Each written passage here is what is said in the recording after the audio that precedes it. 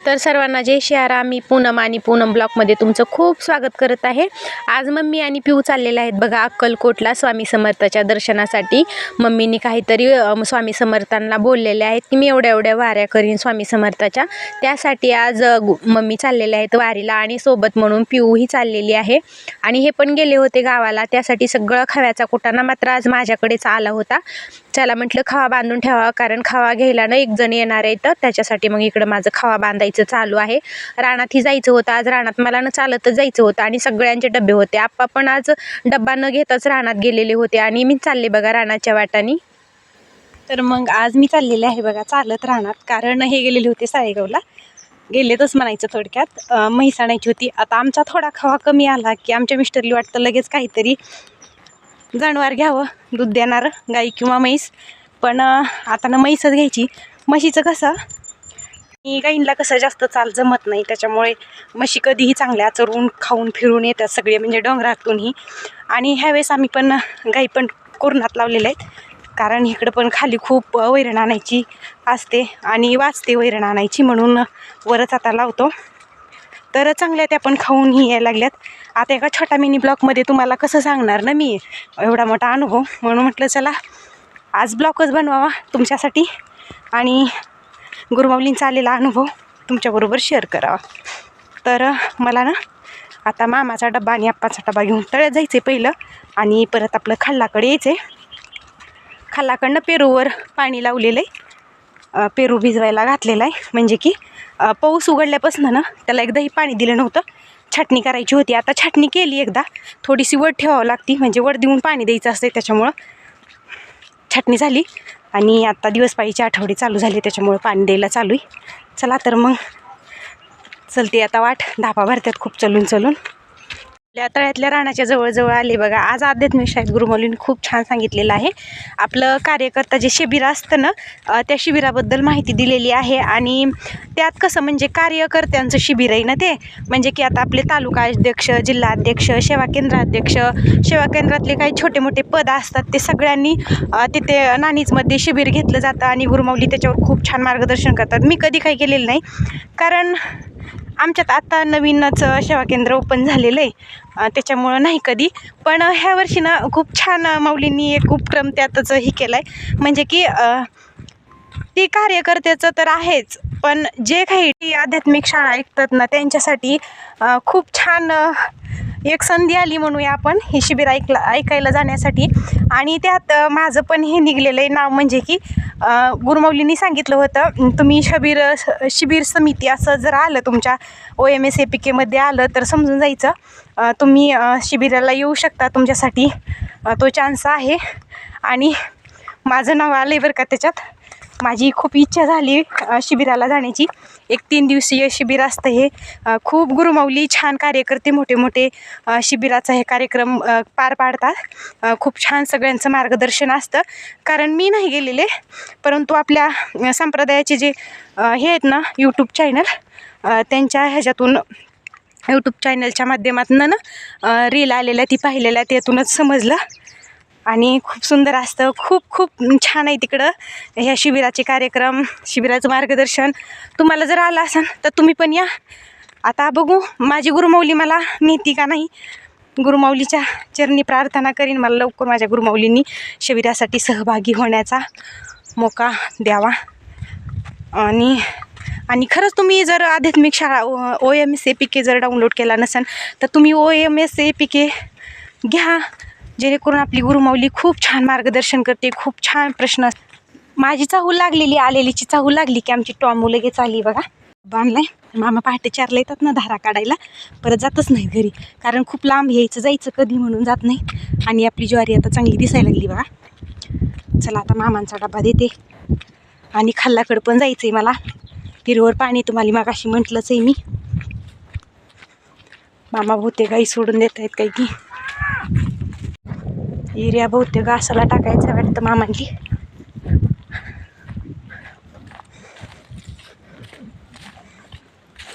मामा काही दिसत नाहीत. मामा मामा घास तोडायला गेलेत वाटतं मामा. गाईंली सोडून दिले बघा मामानी.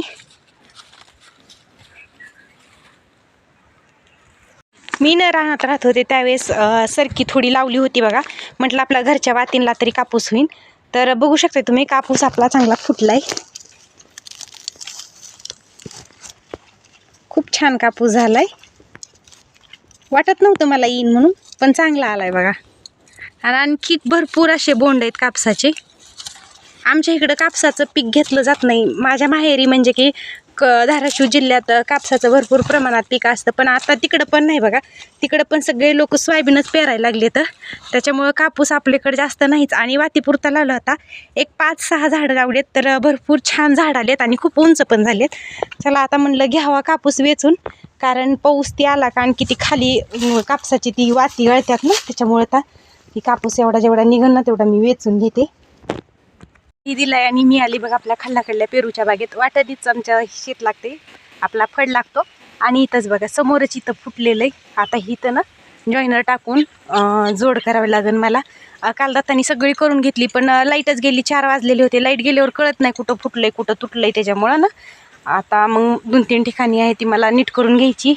आणि अनुभवही तुमच्याबरोबर शेअर करायचा आहे, कारण जिथं मला अनुभव आला आहे ना तिथंच मी तुम्हाला सांगण्यासाठी खरं तर इथं मी आलेली आहे. आणि माझं तसं कामही आहे. आणि आपली पेरूची बाग बघा किती छान टवटवी आली. हिला न पाऊस उघडल्यापासून पाणी दिलेलं नव्हतं. आणि आता झाड एकदम, आता काल 1-2 तासच पाणी होतं. आणि आता आज तर किती छान टवटवी आली ह्या झाडांवरती. आणि आता एवढे फुटवे पाणी दिले ना, त्याच्यामुळं खूप छान आता आपली बाग बहरणार आहे, फुटणार आहे. चला तर मग जॉईनरची टाकून घेते आणि जोडून घेते. आपल्या रामफळीचं झाड पण आलेलं आहे. रामफळीचं झाड म्हटलं की एकदम गडद आणि छान दाटसर सावली.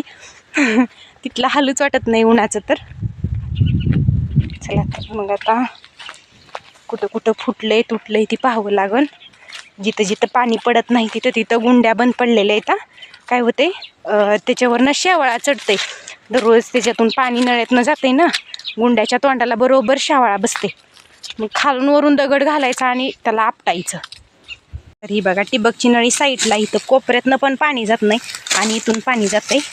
इथं ना लाईन पुरलेली ना, त्यामुळं नाही लाईन नाही, इथे एक नळी दुमती करून टाकलेली. म्हणजे हीच नळी ना अशी तर दुमती केलेली, त्यातून पाणी जाते बहुतेक. हे बघा इथंही गुंडीतनं पाणी जाते. सतत बारीक लक्ष ठेवावं लागतं बघा, त्याशिवाय काही शेती नाही म्हणल्यासारखं आहे. शेती म्हणलं की बारीक लक्ष ठेवणं, कुठं काय कमी जास्त ती पाहायचं असतंय सारखं.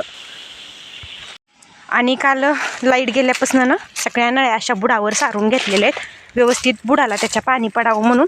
नाहीतर नळ्या आमच्या पायानं आम्ही छाटणी करताना अलीकड पलीकड अशा पडलेल्या होत्या आणि एकीकडंच भिजत होतं, त्यामुळे असं केले. आणि बघा पेरू केवढा झालाय, बघू शकताय पेरू केवढा मोठा झालाय.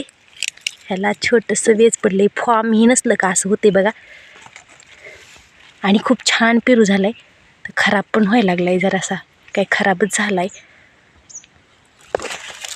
केवढा मोठा आहे पण थोडा खराब झालाय. आज ह्याला तोडावंच लागणार आहे. चला तर मग जॉईनर ती जोडते आणि तुमच्याबरोबर अनुभवही शेअर करायचा. मी तुमच्यापेक्षा जास्त उत्साही तुमच्याबरोबर अनुभव शेअर करण्यासाठी. तर चला, आपल्या गुरूंचे गुरुमाऊलींचे अनुभव सतत आपल्याला क्षणोक्षणी पावला पावलाला येतात. असं दिवसभर किती अनुभव येतात खरंच. जर आपण थोडासा बारकाईनं जर विचार केला ना, तर गुरुमाऊली प्रत्येक संकटातून आपल्याला टाळतच असते. आपण त्याचा फक्त आपण कसं वरवर विचार करतो, खोलून जर विचार केला ना तर आपली बुद्धी तिथवर पोहोचतही नाही. आणि आपल्याला असं म्हणजे खोल आणि एकदम सूक्ष्म जर विचार केला तर आपल्याला वाटतं खरंच हे किती म्हणजे अशक्य आहे ना, ती गुरुमाऊलींनी शक्य करून दाखवलं. असे खूप खूप मला अनुभव आलेले. जसं मी या संप्रदायात आले ना, तसं खरंच मी मनापासून सांगते, मी खूप खूप सुखी आहे. आणि ती सगळं श्रेय म्हणजे माझ्या गुरुमाऊलीला जातं. कारण आज मी जर सुखी असेल ना तर माझ्या गुरुमाऊलींमुळेच आहे. तर सांगते मी आज तुम्हाला मला जो काही अनुभव आलेला आहे. तर मंडळी, हा गाडा पाहताय ना तुम्ही, हा गाडा खूप वजनदार आहे. आणि आपण शेणखत पेरूच्या बागेला ही करण्यासाठी म्हणजे टाकण्यासाठी हा गाड्याचा उपयोग केला होता. त्यासाठीच हा गाडा आणलेला होता. कारण ह्याच्यातनं आम्ही शेणखताचे ठिके भरून न्यायचो आणि शेणखत टाकायचो. हा गाडा ना इथं अडचणीत पण लावून टाकलाय. कशामुळे लावलाय, हा गाडा इथं उभा होता, तुम्ही बरंच व्हिडिओमध्ये बघितला असेल. आणि इथंच ना आम्ही जेवायला ती बसत असतो, इकडं तिकडं जेवण झालं ना जेवण झालं की आता कसं काही गाड्यावर येऊन बसायचे नाहीत, आता एक गाड्यावर येऊन बसायचं. आणि त्या दिवशी नेमकं हेच गाड्यावर येऊन इथं बसले. आता गाड्याचा कंट्रोल बघा, मध्ये चाकं इथं आणि इकडं जरी थोडं झालं, आता इकडल्या साईडनं ते पाय येतं, त्याच्यामुळं पुढं जरी हे झालं ना, माणूस गेलं तरी काय उलटायची किंवा असं हिखवायची भीती नाही. पण इकडल्या साईडला आलं जरा, इकडं थोडासा हात दिला का लगेच ती गाडा खाली होते. आणि एका माणसाला हा गाडा वळत नाही, म्हणजे इतका हे बघू शकते तुम्ही. बघा किती म्हणजे असं हालत सुद्धा नाही मला तर. दोघा तिघांनी आम्ही असं झालं म्हणून इथं लावून टाकलेलं आहे. आता सांगते तुम्हाला, इथं हा गाडा लावलेला होता असा. आणि मी दररोज ना जेवण आम्ही तिथं करायचो, त्या ह्या झाडाच्या पलीकडल्या सारेत करायचो. जेवण झालं की, आणि थंडी गारव्याचे दिवस आहेत ना, जेवण झालं की मग थोडंसं उन्हाला 2 वाजायच्या टायमिंगला पूर्ण इथं अशी सावली यायची. आणि बघा इथं गाडा लावलेला असायचा आणि इथपर्यंत सावली येत होती, इथपर्यंत अशी सावली येतच होती. आणि इथं गाडा लावलेला, मी इथून तिथे झोपायला जायचे. मी काय करायचे, इथं असं उसं द्यायचे ह्या झाडाच्या सावलीला, डोकं ठेवायचे आणि इकडं पाय ह्याच्यात सोडायचे, उन्हात सोडायचे. असं छान मी झोपत होते. आणि त्या दिवशी काय झालं काय माहिती, माझ्या मनात आलं नको इकडं खूपच ऊन लागायला लागले, कारण ऊन पण लागत होतं त्या दिवशी, चांगले चटके बसत होते. म्हणून मी आले इथं. आत्ता नेमकं गाड्याचे पाय हो काही इथं होते, हे जी टायर आहेत ना ते टायर हिते होते, हे अशी हिते आणि हिते. आणि मी अशी झोपणार होते बघा, हिते अशी आडवी झोपणार होते, म्हणजे की गाड्याच्या पाठीमागे. आता गाडा खरं तर तुम्हाला इथं लावला अगोदर, नाही तर सगळं समजलं असतं. असं इथं झोपणार होते, म्हणजे थोडक्यात इथं गाडा लावला असता आणि त्याच्या असं झोपणार होते. आणि काय झालं, हे बोलत होते दत्तांनी, आणि दत्तपाशी असं मध्ये गाड्याच्या खाली झोपणार होते. पण मनातून काय असं मनात आलं काय माहिती, नाही नको तिथं नाही झोपायचं, असं एक मनातून एक प्रेरणा आली. आणि परत म्हटलं इथं झोपावं, गाडा पण इथंच आहे आणि इथं झोपावं. असं म्हटलं इथं पण नाही नको म्हटलं की चला म्हटलं बाबा इथं झोपावं. मग जरा काही इथं झोपले. आणि गाड्याचं सेंटर इथं होतं, म्हणजे शेवटी गाडा इथं होता आणि मी झोपलेली होते इथं. आणि हे बसलेले होते असे गाड्यावरती. आणि बोलत उतरताना काय झालं, त्यांचा तोल गेल्याबरोबर हा गाडा आहे ना, आता इथून ह्या दोन्ही चाकाच्या मधून हे उतरायला लागलेले होते. आणि जरा एक हात हिथं पडला, त्यामुळे गाडा सगळा असा पटकन ह्यांनी मला ओरडल्याबरोबर मी पटकन पाय ओढून घेतले. आणि म्हणजे पाय ओढल्या मला ओरडल्याबरोबर मला असं काय झालं म्हणून मी पटकरनी उठले.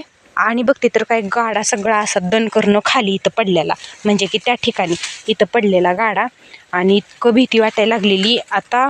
आणि गाडा पडल्याबरोबर हे ओरडले म्हणून मी पटकन उठले आणि बाजूला सरकले. जर आता सगळे म्हणजे खवळायला लागले यांना, मम्मी तर खूपच खवळल्या. मम्मी म्हटल्या असं काय करतो म्हणल्या, तिच्या अंगावर जर पडला असता तर तिची पूर्ण कंबरच मोडून गेली होती, कारण खूप जाड आहे हा गाडा आणि खूप वजनदार गाडा आहे. एका माणसाला काय ओढत नाही बघा हा गाडा, 2-3 माणसं म्हणजे एक पाठीमागून ढकलायला लागतो, रिकाम्या गाड्याला बरं एक पाठीमागून ढकलायला लागतो आणि एक पुढून वाढावा लागतो गाडा. आणि मग मम्मी पण खवळ्या, दत्ता पण होते कामाला, नीताताई होते त्यावेळेस. दत्ताचं पण रोटावेटर करायला चालू होतं ना, तर बोलताना मामा होते, सॉरी माफ करा मला. आणि दत्ता पण कामाला होते. आणि दत्ता पण म्हणले असं आता वहिनीचं काही खरं नव्हतं, कारण माझी कंबर खरंच मोडली असती बरं, गुरुमाऊलींची कृपा. मी तसं झाल्या क्षणी म्हटलं माझी गुरुमाऊली माझ्या पाठीशी. मी माझ्या मनात असं येऊ दिलं नाही की बाबा बरं झालं मी पाय ओढले, असे पाय ओढून घेतले. मी माझं स्वतःला श्रेय कधी मी देणार नाही, कारण बुद्धी घालणारी माझी गुरुमाऊली. आणि गुरुमाऊलींनी पटकरनी म्हणजे त्यांच्याही रूपात येऊन मला ओरडण्याचा प्रयत्न केला आणि लगेच मी पटकरनं पाय ओढून घेतले. ती गुरुमाऊलीचीच कृपा आहे, गुरुमाऊलींनी खरंच मला पटकरनं बुद्धी घातली. आणि खरं तर मी 2 वेळा तर तिथं झोपायला गेलेले होते, अक्षरशः मी तर गाड्याखाली झोपणार होते. पण माझ्या मनातनं एक प्रेरणा आली की नाही नको इथे नाही बाबा. असं का आलं, मी थोडासा विचार पण केला असं का आलं. आणि परत दुसऱ्या जागेवर म्हणजे तिथं पण माझे चांगलेच पाय सापडले असते, म्हणजे गुडघ्यापर्यंत पाय माझ्या गाड्याखालीच होते. तिथे पण नाही नको अशी प्रेरणा एक आतून आली. परत मी जरा थोडीशी पलीकडे गेले म्हणून खरंच गुरुमाऊलींनी मला ती बुद्धी घातली की तिथं बाबा इथं नाही तू तिथं झोप. म्हणजे 2 जागा बदलल्या आणि 3ऱ्या जागेवर जाऊन झोपले. आता झोपणं म्हणजे कसं, दुपारी जेवण केलं, आता दिवसभर काम करून कंटाळा येतो आणि दुपारचा थोडासा 1 तासभर निवांत टाईम असतो आपल्याकडे. जेवण वगैरे करायचे, आपलं व्हिडिओचं एडिटिंग ती करायचं आणि थोडं पडायचं, मग त्यासाठी थोडा आराम असतो. आणि त्यासाठी मग तर असा प्रकार घडला बघा. ती गुरुमाऊलींचा अनुभव आहे, गुरुमाऊलींची प्रचिती. आणि खरंच गुरुमाऊली सदैव आपल्या पाठीशी असतात. गुरुमाऊलींची कृपा आपल्यावर खूप असते. आपणही त्यांना श्रद्धा, भाव खूप महत्त्वाचा असतो ह्या अध्यात्मात. खरं तर गुरुमाऊली दररोज आध्यात्मिक शाळेत सांगत असतात, आपला भाव खूप खूप महत्त्वाचा असतो. आपल्या गुरुवर आपण भाव ठेवायचा, कारण आपला करता करविता आपली गुरुमाऊलीच असते. कारण मला तर खूप अनुभव येतं. मी अनुग्रह घ्यायला जाताना ना, वापस येताना खूप मोठा अनुभव आलेला आहे. तो तुमच्याबरोबर शेअर करायचा प्रयत्न करीन. पण कमेंट करून नक्की सांगा, तुम्हाला माझा अनुभव ऐकायला भेटेल का, आणि आजचा अनुभवही कसा वाटला तो कमेंट करून नक्की सांगा. असे तुमच्यासाठी तो छोटा अनुभव असेल, पण तो माझ्यासाठी खूप मोठा आहे आजचाही अनुभव बरं. कारण मी जर तिथं झोपले असते गाड्याखाली तर माझं काहीच खरं नव्हतं. म्हणजे मी काही मरणार नव्हते असतलं नाही, पण मी ही झाले असते ना, पाय बी मोडला असता, काहीतरी विपरीत घडलं असतं. पण ती गुरुमाऊलींची कृपा, गुरुमाऊलींनी तसं काही होऊ द्यायचं नव्हतं आणि गुरुमाऊलींनी ह्याच्यातून मला वाचवलं. तर आजचा अनुभव कसा वाटला नक्की सांगा. आणि आता माझं इथंच आज ब्लॉग थांबवते. सर्वांना तुम्हाला जय सियाराम. आणि हो, जाता जाता सांगते, तुम्ही जर OMS APK घेतला नसेल तर तुम्ही OMS APK घ्या. दररोज आध्यात्मिक शाळा ऐका, कारण माणसाला माणूस बनवण्याची कार्यशाळा आहे आपली आध्यात्मिक शाळा. म्हणजे गुरुमाऊली खूप छान मार्गदर्शन करतात. गुरुमाऊलीनं खरंच ती अमृतवाणी आपल्या गुरूंची, ती आपण नाही ऐकायची तर कुणी ऐकायची.